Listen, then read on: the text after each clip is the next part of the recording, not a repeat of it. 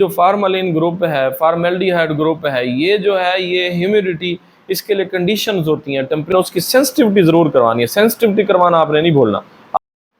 बिस्मिल्लाहिर्रहमानिर्रहीम, अस्सलाम वालेकुम। मैं आपको अपने YouTube channel wet wisdom with doctor Munir में खुशामदीद कहता चाहते हैं। अगर आप कामयाब पोल्ट्री फार्मिंग करना चाहते हैं, अपना नाम बनाना चाहते हैं, अगर आप चाहते हैं कि आपका फार्म अच्छी प्रोडक्शन दे, आपके अच्छे रिजल्ट्स हैं, आपकी अच्छी एफसीआर है, आपका बर्ड, आपका चूज़ा, जो भी आप फार्मिंग करते हैं, चाहे वो ब्रॉयलर फार्मिंग है, चाहे वो लेयर फार्मिंग है, चाहे वो ब्रीडर फार्मिंग है, अगर आप चाहते हैं कि आप अच्छे तरीके से कामयाब फार्मर के तौर पे उभर कर सामने है, तो ये वीडियो आपके लिए। आपने इसको एंड तक ज़रूर देख, चैनल को लाइक एंड सब्सक्राइब ज़रूर कर दें। तो सबसे पहले आपने वॉशिंग, अपने शेड की वॉशिंग, डिसइंफेक्शन, क्लीनिंग अच्छे तरीके से करनी है। तो इसके लिए आप एक बुनियादी नुक्ता समझ लें। वो क्या है? आप सबसे पहले जो आपका पिछला फ्लाक गुजरा है, आप फ़र्ज़ कर लें आपका वो फ्लाक अच्छा था, उसमें कोई बीमारी नहीं थी। अगर अब एक ब्रॉयलर फार्मर है, तो आपने करना ये है कि आपके जब कैचिंग हो रही होती है, तो आपको नहीं पता कि वो गाड़ियाँ किस सोर्स से, कहाँ से, कैसे आ रही हैं। तो वो गाड़ियाँ जब लोडिंग वाली आपके फार्म पे आती हैं, तो वो बहुत सारे जरासीम साथ लेके आती हैं।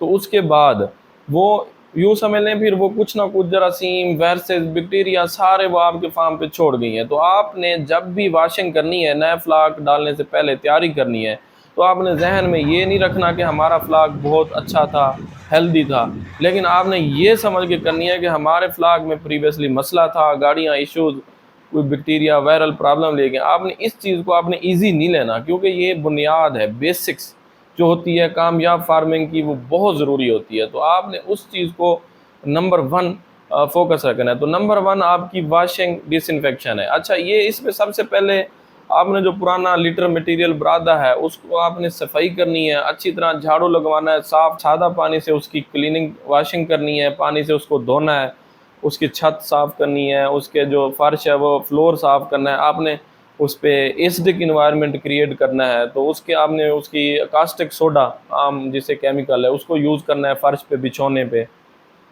उससे आपने उसको अच्छी तरह वॉश कर लेना है। वॉशिंग के बाद, अच्छा, सबसे अहम गलती क्या होती है? वॉशिंग करके लोग उसको छोड़ देते हैं। इधर ये टाइम जो होता है, ये सबसे बेस्ट टाइम होता है डिसइंफेक्शन करने का, शेड में से जरासीम को मारने का। वो जो दरारें होती हैं, वो जो क्रैक्स होते हैं, उनमें जरासीम पड़े होते हैं, ये सबसे बेस्ट टाइम होता है उनको मारने का।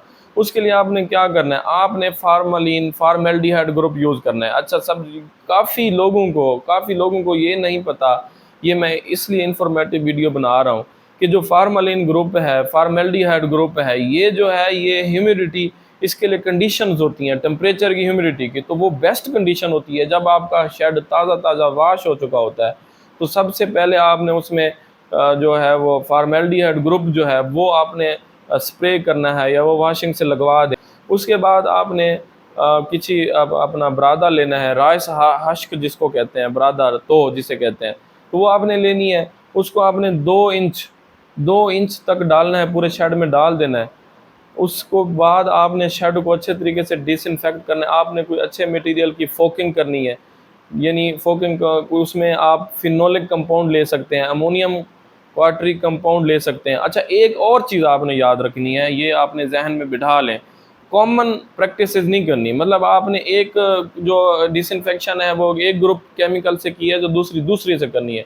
हर दफ़ा सेम केमिकल यूज़ नहीं करना। तो इसके लिए आपके अच्छे अगले फ्लाक के रिज़ल्ट अच्छे आएंगे। तो अगर आपके फार्म पे गुम्बोरो आई है, तो कॉक्सी आई है, आईबीडी का इशू है, तो आपने ये जो रोटेशन ऑफ केमिकल्स है, इस पे आपने ज़रूर अमल करना है। अगर आप कामयाब फार्मर बनना चाहते हैं, आप चाहते हैं कि आपके जो दायमी आपके फार्म के मसाइल साला कई फ्लाकों से चलते आ रहे हैं वो ख़त्म हो जाए। तो सेकंड नंबर पे आपने अपनी चूज़ा डालने से पहले वॉशिंग हो गई तो डाल गई। आपने अब नंबर 2 पे आपने अपनी मशीनरी को देखना है, आपने अपने जनरेटर अप टू डेट करने हैं, आपने अपना इलेक्ट्रिकल जितना भी वर्क है, ब्रूडर हो गया, उनको अप टू डेट करना है। तो अगर सर्दियां हैं तो आपने जो ब्रूडर पे तवज्जो करनी है, आपने फ्लो शेड को प्री हीट करना है।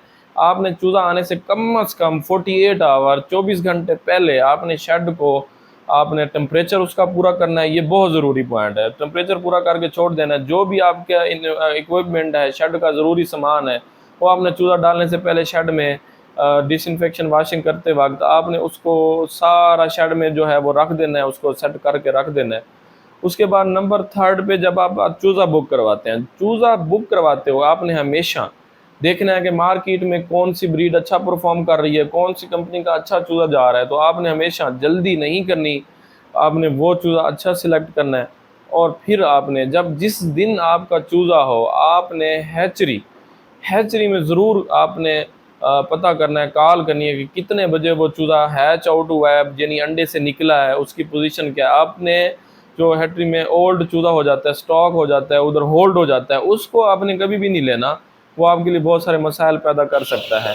तो उसके बाद जब आपके फार्म पे चूज़ा आ जाता है, तो सबसे पहले आपने गाड़ी का टेम्परेचर नोट करना है कि वो किस गाड़ी में चूज़ा आया है, उसका टेम्परेचर वहाँ पे क्या था। आइदर क्या वो चूज़ा ओवर हीटेड तो नहीं था, या वो चूज़ा ज़्यादा ठंड में तो नहीं आया, ठंड महसूस तो नहीं कर रहा।